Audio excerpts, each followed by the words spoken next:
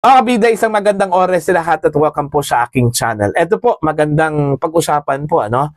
Magbigay lang po tayo ng reaction po, mga kabida, ano? Dito ho sa naging pahayag ni Baguio City Mayor Benjamin Magalong, ano po, mga kabida. Ito po ay patungkol po sa reaction po ng mga kasundaluhan po natin, ano?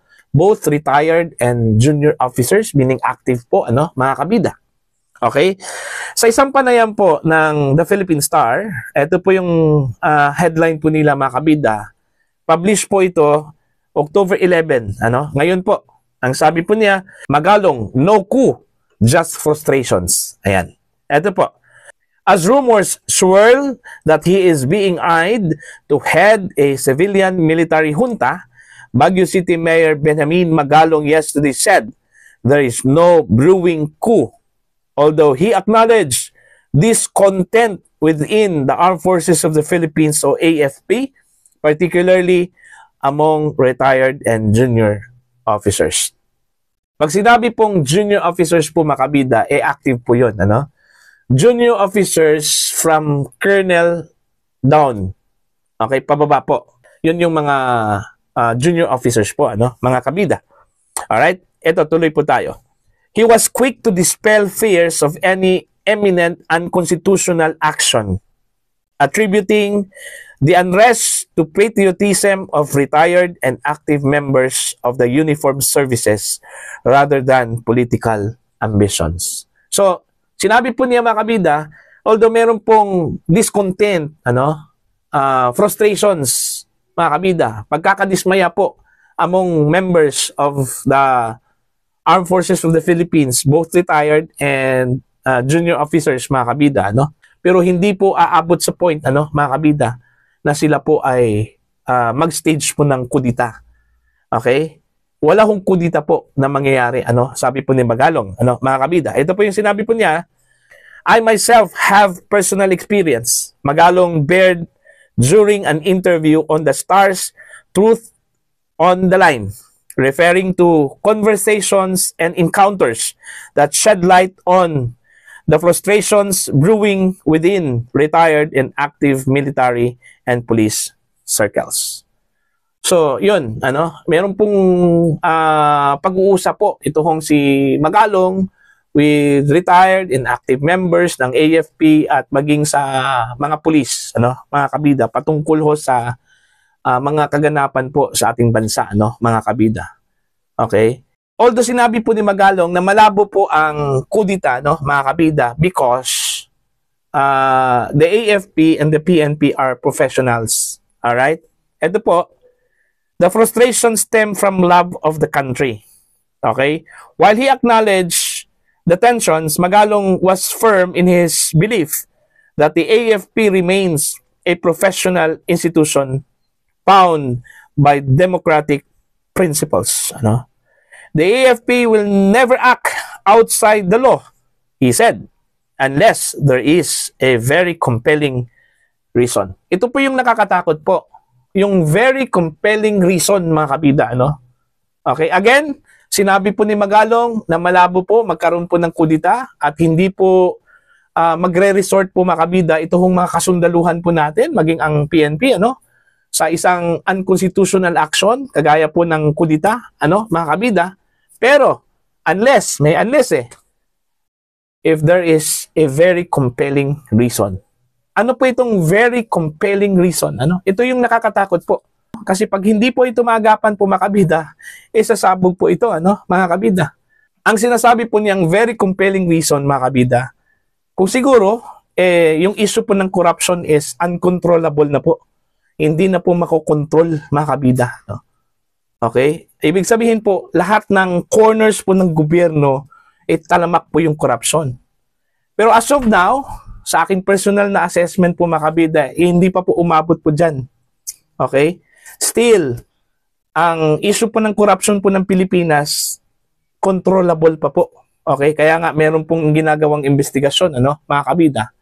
Okay? Meron na pong mga inirekomendang kakasuhan ng mga opisyal po ng gobyerno, Pag sinabi kasing uncontrollable, kahit na po mag-iimbestiga po, mga kabida, wala hong kasong isasampa. Okay?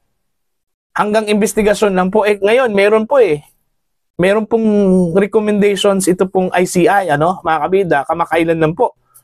Diyan po sa Office of the Ombudsman, na kakasuhan daw nila. Okay? Ito kong mga opisyal po ng gobyerno, particular na po, DPWH at saka may kongresista po na kabilang po doon, mga kabida. So, ang kondisyon at estado po ngayon sa issue po ng corruption dito sa Pilipinas makukontrol pa kung meron pong matinding gagawin ang gobyerno. Kaya nga, this is a challenge po para ho sa Marcos administration. Ito hong ginagawa po nilang investigasyon po, mga kabida. Dapat ipakita po nila na wala hong kinikilingan po yung investigasyon na ito. Wala hong sinasanto po, mga kabida, yung investigasyon na ito. Okay? Ibig sabihin po, kung sino man pong matamaan po dito, makakaalyado man po ng gobyerno ng Marcos administration, dapat mananagot po, mga kabida. Wala hong shielding ho dito. Walang protection ho dito, Hindi po pwedeng pagtatakpan po, mga kabida, Dahil ito po ang magiging mitsa, ng galit, hindi lang po ng mga tao, pati ang mga nasa uniform services, mga kabida. Diba? Kung meron man pong kasalanan si Martin Romualdez, dapat kasuhan po, mga kabida, Kung meron man pong kasalanan pong yung ibang mga kongresista o senador na isinangkot po dito, dapat kasuhan po. Alright? So yan po, mga kabida, itong issue po ng corruption, nakaka-apekto na po, hindi lang po sa mga ordinaryong Pilipino, mga kabida, maging itong mga sundalo, itong mga pulis, apektado po yan. Kasi mga taxpayers po yan, mga kabida, Okay? Nagbabayad po yan ng tax. Okay? So sila mismo, ramdam po nila na sila po ay ninakawan ng mga wala hong kwentang mga politiko at opisyal po ng gobyerno. Kaya nga, siguro, normal lang po na magagalit po. May frustrations. Pero nananaig pa rin sa kanila yung kanilang pagka-professional. Okay?